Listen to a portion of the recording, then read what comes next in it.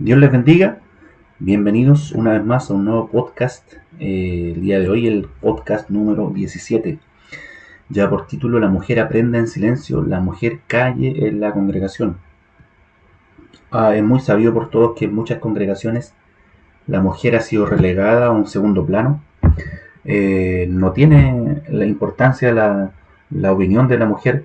La predicación de una mujer cuando coordina en muchas iglesias han puesto un segundo púlpito, un segundo lugar para que ellas eh, puedan hablar. Incluso en las congregaciones que son reformadas calvinistas está prohibido que la mujer predique donde hay hombres. Ellos dicen que la mujer solamente puede predicarle a las mujeres y se salvarán porque al tener hijos. Pero estos textos han sido manipulados y han sido mal interpretados justamente por una cultura machista. Y lo vamos a ver a continuación. Y la pregunta es, ¿puede la mujer predicar a los hombres? Esa es la pregunta que hoy vamos a responder dentro de un montón de otros textos que vamos también a estudiar. ¿Puede la mujer predicar a los hombres? Veámoslo. Empecemos con este texto que está en 1 Timoteo 1:20 y perdón, 1 Timoteo 2 del 9 al 15. Dice, asimismo las mujeres se atavíen de ropa decorosa, con pudor y modestia, no con peinado tentoso, ni oro, ni perlas, ni vestidos costosos, sino con buenas obras, como corresponde a mujeres que profesan la piedad. La mujer aprende en silencio, con toda sujeción, porque no permito a la mujer enseñar ni ejercer dominio sobre el hombre, sino estar en silencio, porque Adán fue formado primero, después Eva, y Adán no fue engañado, sino que la mujer, siendo engañada, incurrió en transgresión, pero se salvará engendrando hijos, si permaneciere en fe, amor y santificación con modestia. Primera de Timoteo 2 del 9 al 15. En la antigüedad la mujer no tenía derecho a educación o cualquier tipo de formación académica o retórica, ni pensar en una educación teológica. Incluso hasta hace un par de décadas la alfabetización femenina era muy escasa. Las reuniones o asambleas eran del tipo de conferencia, al menos en las congregaciones griegas. Por eso en Corinto, donde había gran desorden en las manifestaciones, y en Éfeso, donde había falsas doctrinas, Pablo da el mismo consejo: la mujer aprende en silencio, no permito que la mujer enseñe ni ejerza autoridad sobre el hombre, sino que permanezca callada. Vuestras mujeres callen en las congregaciones, 1 Corintios 14, 34 y 35. Vuestras mujeres callen en las congregaciones porque no les permito hablar, sino que estén sujetas como también la ley lo dice. Y si quieren aprender algo, pregunten en casa a sus maridos, porque es indecoroso que la mujer hable en la congregación. Como dije, esto de indecoroso era muy marcado en esa época, justamente por lo que acabo de decir, que la mujer no tenía derecho a educación, la mujer no sabía leer, incluso hasta un par de décadas atrás, como dije, nuestras abuelitas, nuestras madres, no estudiaban, no sabían leer. La alfabetización aquí en Chile hace muy pocos años que se logró erradicar. Incluso hoy en día hay regiones donde todavía no alcanza la alfabetización. Entonces, en base a eso, Pablo está hablando y está explicando esto. Y Pablo también explica la sujeción de la mujer cristiana en su cultura y en su época. En el capítulo 11 de Primera de Corintios, Pablo explica que toda mujer que ora o profetiza con la cabeza descubierta afrenta su cabeza, porque lo mismo es que si se hubiese rapado. Aquí muchos maestros y pastores, o pseudo maestros o pseudo pastores, han usado este texto para decir que la mujer no debe cubrirse la cabeza, perdón, que la mujer debe cubrirse la cabeza al orar, que la mujer no puede cortarse el cabello, que la mujer no puede teñirse el cabello, y un montón de reglas que ellos tienen que no tienen absolutamente nada que ver con los textos, porque usan estos textos y los leen de forma literal y no toman en cuenta el contexto donde fue escrito y el problema que estaba pasando en Corintio y en Éfeso. Corinto y Éfeso tenían problemas que eran muy puntuales. En Corinto había un desorden de las manifestaciones espirituales y en Éfeso habían entrado las falsas doctrinas.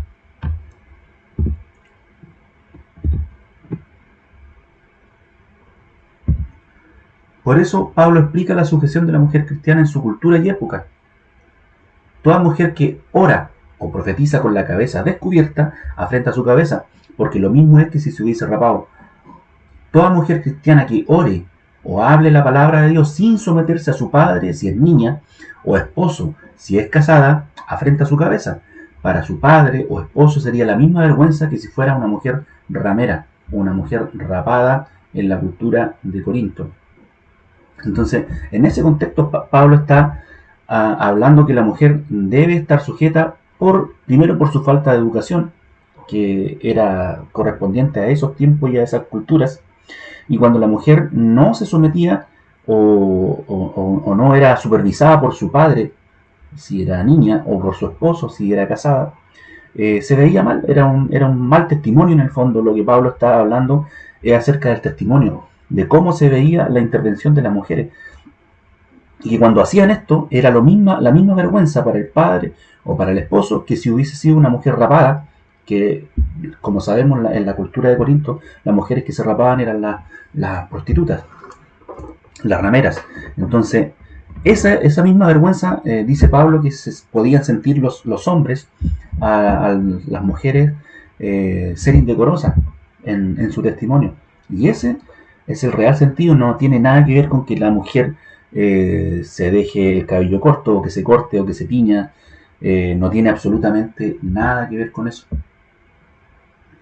Para darle una correcta interpretación a este verso, primero debemos entender que Pablo está hablando de la autoridad espiritual basado en la doctrina judía de autoridad, pero usando como ejemplo las costumbres de Corinto. Por eso es que es un poco difícil de entender estos textos si nosotros los tomamos así literales y los predicamos.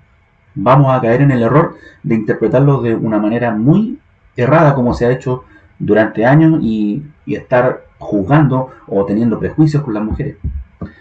Entendiendo el contexto cultural de esa época, también podemos agregar que era muy común que en las conferencias o asambleas se hicieran preguntas durante la exposición del Evangelio. Pero era de muy mal gusto que lo hicieran las mujeres debido a su condición académica. Por eso se veía mal, por eso era un mal testimonio, porque la mujer no tenía una condición académica, no tenía educación, no sabía leer. La mujer debía escuchar y aprender en silencio sin interrumpir. Pero esta instrucción también era para los que profetizaban, no solo para las mujeres. Por eso Pablo dice en 1 Corintios 14, del 27 al 31, si alguno habla en lengua extraña, sea esto por 2, o a lo más 3, y por turno y uno intérprete. Y si no hay intérprete, calle en la iglesia. O sea, le está diciendo al varón que tiene que callar y hable para sí mismo y para Dios. Asimismo, los profetas hablen 2 o 3 y los demás juzguen. Y si alguno le fuere revelado, y si algo le fuere revelado a otro que estuviere sentado, calle el primero, porque podéis profetizar todos uno por uno, para que todos aprendan y todos sean exhortados. Vemos que esta instrucción de callar para aprender no era solamente para las mujeres, sino también para los varones. El verdadero propósito de esta instrucción de Pablo es callar para aprender, y no es una instrucción exclusiva para las mujeres, sino también para los hombres que hablan en lenguas o profetizan. Y sabemos que profetizar es hablar la palabra de Dios, es enseñar, es predicar. Después de esta explicación responderé la pregunta: ¿puede predicar una mujer en una congregación donde hay hombres presentes? Por supuesto que sí. Cualquier otra interpretación a estos textos ya expuestos estará pasando por alto el contexto histórico y cultural de las cartas de Pablo. Porque como dije al principio, en Éfeso habían aquí donde habla Pablo a Timoteo, que es el pastor de Éfeso, había entrado la falsa doctrina. Por eso Pablo da este argumento diciendo: Porque no permito a la mujer enseñar ni ejercer dominio sobre el hombre, sino estar en silencio, porque Adán fue formado primero, después Eva, y Adán no fue engañado, sino que la mujer, siendo engañada, incurrió en transgresión. Y eso es lo que está pasando en Éfeso. Por eso Pablo da este argumento de Eva, porque Eva fue engañada e incurrió en transgresión.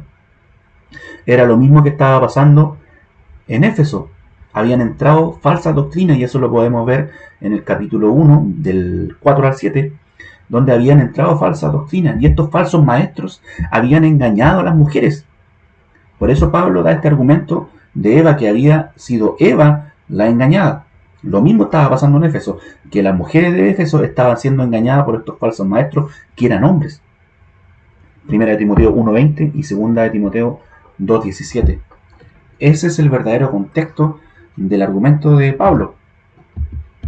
En Corinto estaba pasando algo diferente, que vemos aquí, si usted lee un poquito más atrás, donde acabo de leer yo, donde decía que el hombre también tenía que callar, los profetas tenían que callar.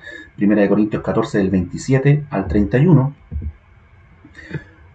Es el contexto anterior a lo que Pablo está hablando aquí. Pablo está hablando de los desórdenes espirituales, de los desórdenes, de las manifestaciones espirituales y de hablar en lenguas. Por eso les dice: vuestras mujeres callen en las congregaciones, porque no les permitido hablar, sino que estén sujetas, testimonio, como también lo dice la ley. Y si quieren aprender algo, pregunten en su casa. No le estaba prohibido a la mujer aprender, sino que lo hicieran en silencio, porque es indecoroso que una mujer hable en la congregación. Una vez más, Pablo está hablando del testimonio. No está prohibiendo que la mujer aprenda, sino que está instando a la mujer a que aprenda antes de hablar, porque si no estaría contradiciendo Pablo con el liderazgo de las mujeres que él mismo nombra, como Junia o como Priscila, y un montón de otras que Pablo también nombra en sus cartas. Entonces, ese es el verdadero contexto de estos textos. En los últimos días, dice Dios, derramaré mi espíritu sobre toda carne, y sus hijos y sus hijas profetizarán. Sus jóvenes verán visiones, y sus ancianos soñarán sueños, y de cierto sobre mis siervos y sobre mis siervas en aquellos días derramaré de mi espíritu, y profetizarán. Hechos 2:17 al 18, que está citando a Joel 2:28. En el tiempo antiguo, la opinión de una mujer tenía el mismo valor que la opinión de un esclavo. Este fue el castigo que Dios le dio a la mujer por su pecado en el jardín del Edén. Tu voluntad estará sometida a tu marido. Génesis 3:16.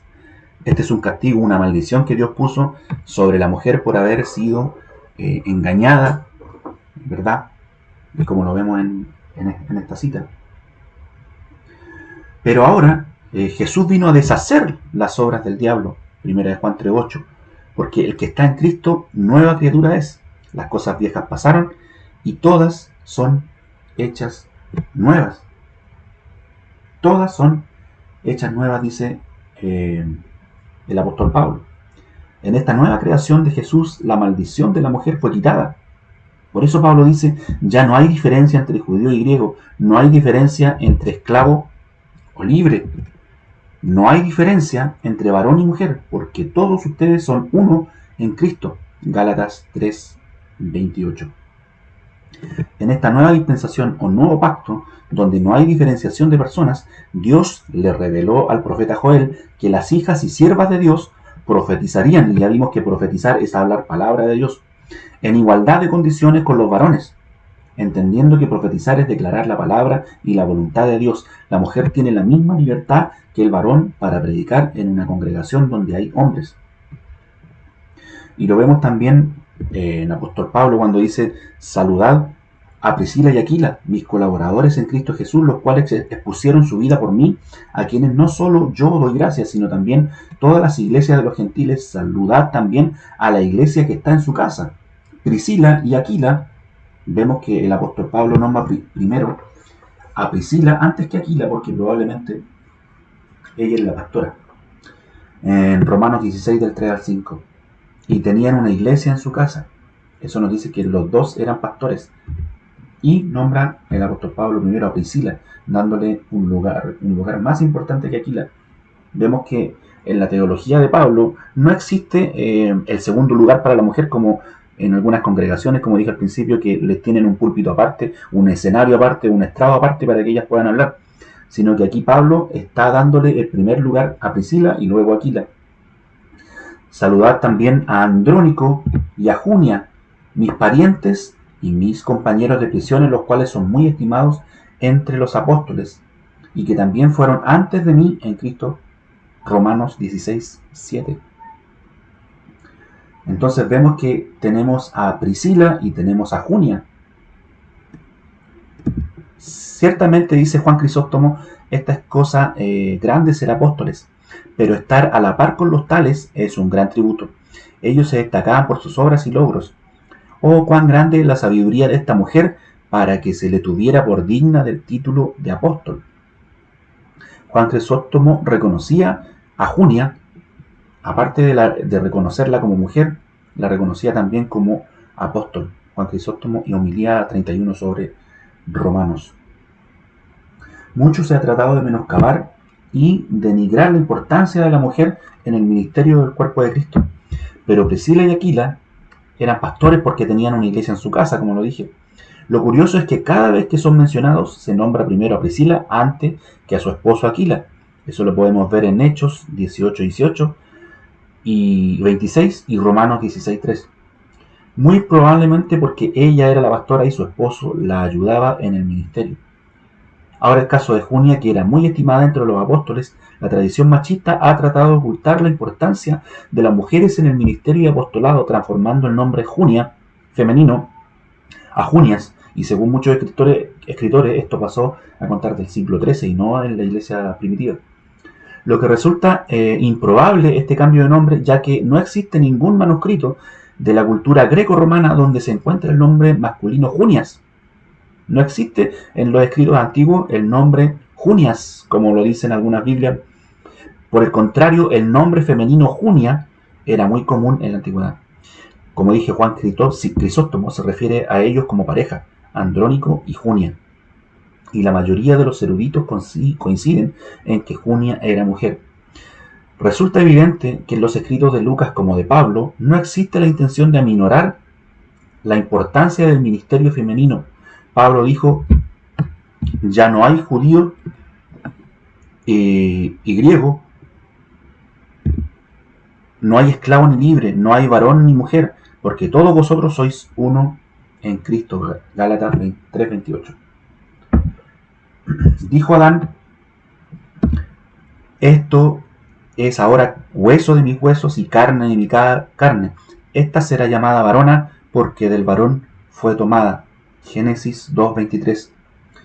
Como dije, en esta nueva creación, porque el que está en Cristo, nueva criatura es, en nuestra nueva creación, la voluntad de Dios es que todo vuelva a ser como el Edén, como eran Adán y Eva. Por eso que puse este texto aquí donde dice Adán, esto es ahora hueso de mis huesos y carne de mi carne, esta será llamada varona porque del varón fue tomada. Adán puso nombre a todas las criaturas porque estaban en su dominio, bajo su dominio. Pero algo sucede cuando ve a Eva. Adán reconoce que no puede darle un nombre, pues esta asombrosa criatura no está bajo su dominio. Es muy importante eso, sino que es igual a él en todo aspecto. Por eso la llama Isha, que significa varona. No como dándole un nombre, sino como reconocimiento de igualdad, porque del varón fue tomada. Cuando vemos en el Nuevo Testamento, cuando vemos el Nuevo Testamento, vemos a Jesús haciendo su nueva creación. De modo que si alguno está en Cristo, nueva criatura es, las cosas viejas pasaron. He aquí, todas son hechas nuevas. 2 Corintios 5:17. En esta nueva creación dice Pablo que todo vuelve a ser como en Edén a través del segundo Adán que es Jesús. Ya no hay diferencia entre hombre y mujer, porque en Edén Adán y Eva eran los representantes de Dios en la tierra por igual. Ellos ejercían el sacerdocio en igualdad de condiciones. Ellos representaban a Dios en la creación y representaban a la creación delante de Dios. El diseño de Dios en el matrimonio sigue la misma idea de unidad en el sacerdocio. Esposo y esposa serán una sola carne. Génesis 2:24, Mateo 19, 5 al 6, Marcos 10:8 y Efesios 5:31. Hay quienes argumentan en contra del pastorado femenino, diciendo la esposa del doctor no es doctora, por eso la esposa del pastor no es pastora o no puede ser pastora. Bien, el problema con ese argumento es precisamente que Dios quiere que el hombre y la mujer sean uno, una sola carne. Por eso puse estos textos aquí. El esposo y la esposa serán una sola carne. Entonces este argumento es inválido. El problema con este argumento, dije, es inválido, ya que la mujer y el hombre deben ser uno. Entonces, ¿por qué Dios querría separar al hombre y a la mujer, llamando a uno al ministerio y al otro no? ¿No sería algo contraproducente si Dios quiere que sean uno y al ministerio llama al hombre y a la mujer no la llama?